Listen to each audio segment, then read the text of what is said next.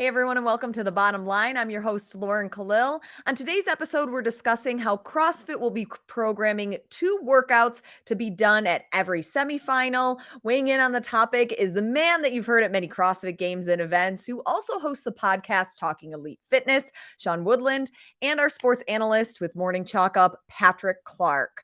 Sean, I want to start with you. How do you think having this partial standardized programming will impact the process of advancing athletes to the next stage? I think it'll make it more of a cohesive storyline that you can follow throughout the semifinals.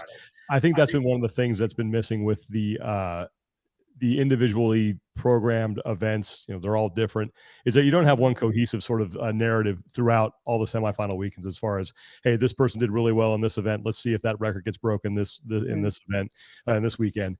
And I think it makes for a cleaner test too. And I think when you go back to the regional days, you know, you could go back and at the end of the CrossFit Games and say, yeah, that person is the fittest on earth. How do we know? Because everybody who got up to this point took the exact same test and answered all the same questions. And this person, without a doubt, is the fittest. And by adding in some events that are going to be standard throughout all the semifinals, you get back to that a little bit. There's still going to be some, you know, obviously different events that people will do, but I think it makes for a cleaner, more, I guess, interesting test as far as a storytelling perspective is concerned. Mhm. Patrick, do you think that there is a benefit of allowing each semifinal to have their own programming or spin on programming?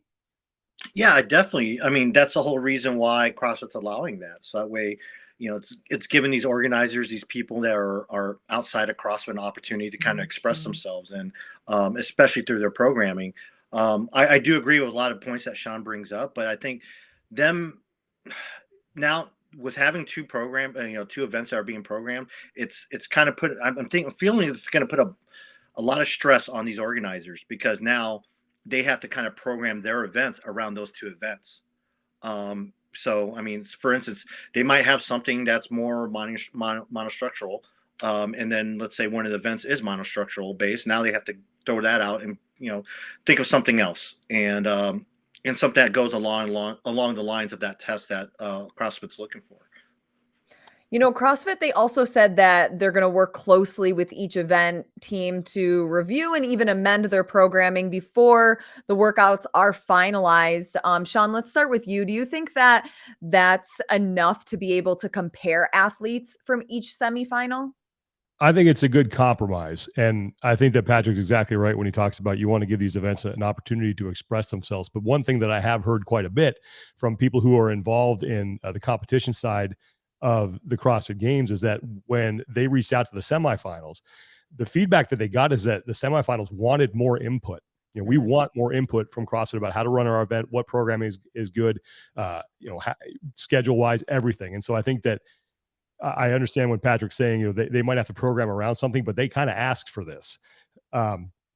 So it's a fine line that you have to walk here if you want to let some of these events keep their sort of individual feel, but at the same time make them feel like they are part of a bigger season. And by having two, I think, standard workouts in there, I think is a start. Personally, I'd like to see it all be standardized, but then you go back to regionals. I understand why some people would be against that, especially the event organizers. Patrick, what are Yeah, your I mean, thoughts? I kind of agree with Sean. And I know Sean's he's a big fan of regionals. I Mhm. am to a point. I do like the individualize, the ability for these events to kind of, just put their little spin on things. But CrossFit's they're not gonna get back in the regional business anytime soon. So I don't know how much power they're gonna give these, or how much power they're gonna take or give between them and these other event organizers. But I would say that right now a good compromise, like Sean said, is the two events, and let's see where that goes from there. When you're thinking about this is the final stage before we see people at the CrossFit Games, I guess not including last chance qualifier. So Mhm. when you're comparing different semifinals with only 2 events, I mean, we don't know if one semifinal is going to have 5 events, another one may have 7. Do you think that that plays a part in the conversation at all? Sean, we'll start with you. I think it does, and it wouldn't shock me if that's one of the things that CrossFit sort of gives some feedback on with these events is that we'd really like you to have 7.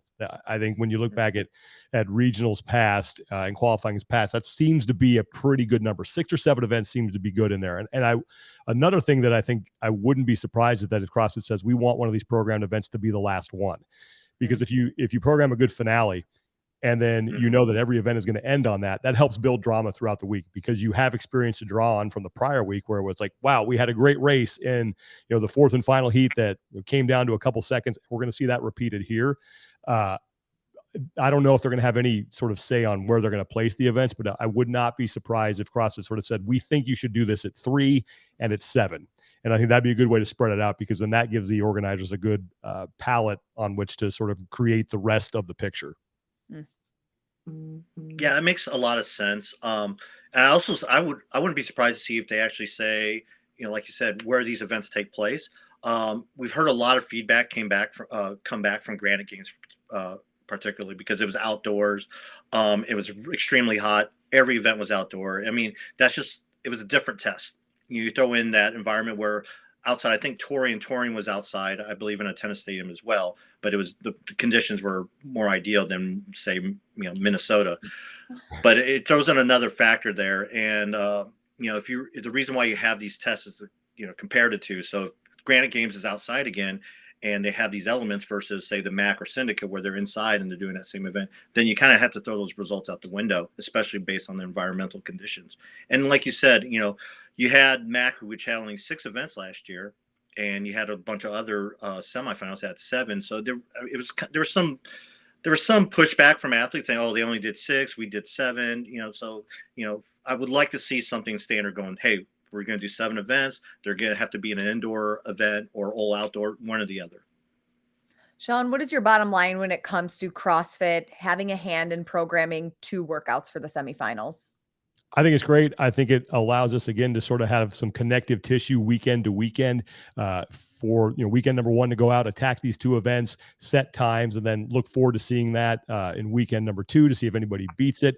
And I think it, again, sort of ties all these events together and makes them feel like they are part of something bigger, as opposed to these standalone events that are sending people to the semifinals. I think it's a good move, and I think it's a really good compromise. Patrick, what's your bottom line? The bottom line is, I think it's a good move, as long as there is compromise. So it has to have, both parties have to be talking. They have to come to an agreement. So right now you're hearing rumblings about some of them have to reprogram. So that communication has to be done beforehand, so that way you don't have that misunderstanding right when they drop those workouts. Sean Woodland and Patrick Clark, thank you so much for taking the time to discuss the topic, and we'll see you next time.